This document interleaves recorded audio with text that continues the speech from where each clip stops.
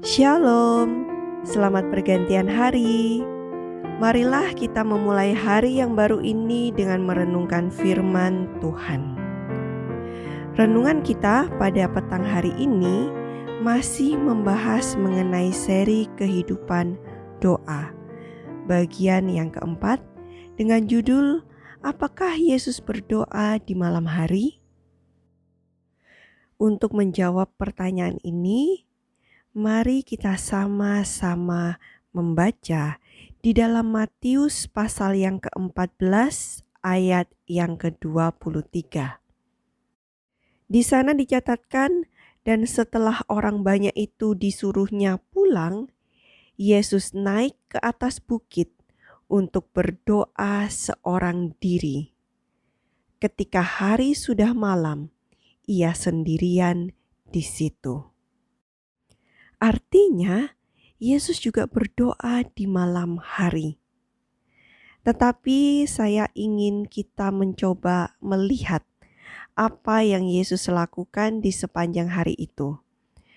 Kalau kita membaca Matius pasal yang ke-14, mulai dari ayat yang ke-13 hingga yang ke-22, di situ ada cerita Yesus memberi makan 5.000 orang yang laki-laki saja. Mungkin kita tahu cerita ini, bukan? Jadi di ayat yang ke-14 dari Matius pasal yang ke-14, ayat yang ke-14 dikatakan ketika Yesus mendarat, ia melihat orang banyak yang besar jumlahnya. Maka tergeraklah hatinya oleh belas kasihan kepada mereka, dan ia menyembuhkan mereka yang sakit. Menarik sekali, bukan? Jadi sepanjang hari itu, Yesus tergerak dan menyembuhkan orang yang sakit.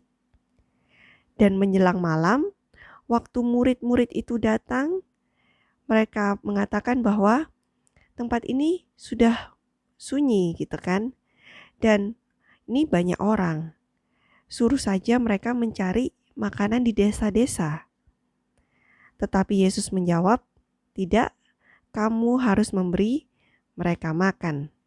Nah, di situ kita tahu ceritanya bagaimana ada 5 roti dan 2 ikan lalu dibawa kepada Yesus.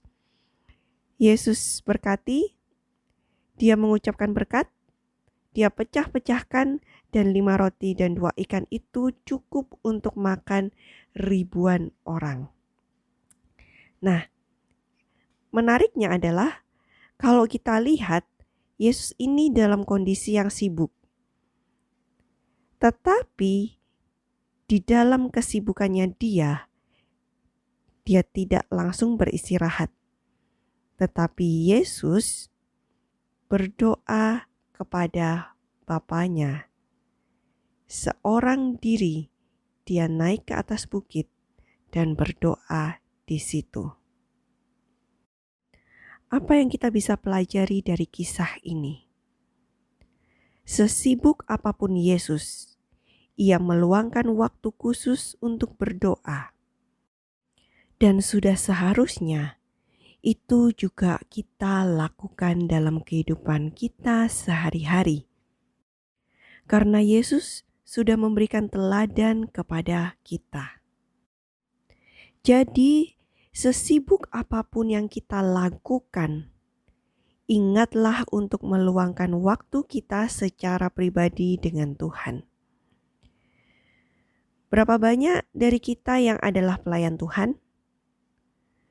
Seringkali selain kita sibuk mungkin di pendidikan, ataupun di dalam pekerjaan, ataupun di rumah tangga, ataupun kita memiliki kesibukan dalam kegiatan kerohanian.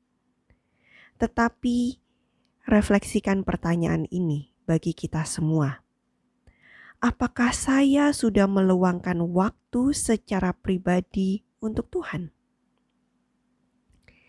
Jangan sampai kita rajin di dalam pendidikan, di dalam pekerjaan, bahkan di dalam kegiatan-kegiatan rohani, dan juga di dalam urusan rumah tangga, tetapi kita mengabaikan hubungan pribadi dengan Tuhan. Mari kita perhatikan lagi teladan Yesus. Kita sudah belajar di seri-seri yang sebelumnya bahwa pagi-pagi benar Yesus berdoa. Dan inilah yang juga harus menjadi teladan kita dan mengingatkan kita untuk harus selalu bersekutu dengan Tuhan sebelum kita memulai aktivitas kita. Dan ketika hari sudah malam, Yesus juga pergi untuk berdoa. Disinilah kita juga diingatkan, sesudah kita sibuk di dalam segala urusan kita, kita harus menutup segala aktivitas kita dengan bersekutu bersama dengan Tuhan. Kiranya renungan pada petang hari ini boleh mengajarkan kita untuk selalu berdoa sebelum memulai aktivitas dan sesudah beraktivitas. Dan jangan lupa, sesibuk apapun kita, marilah kita mencari waktu untuk bersekutu dengan Tuhan secara pribadi. Selamat pergantian hari dan Tuhan memberkati kita semua. Amin.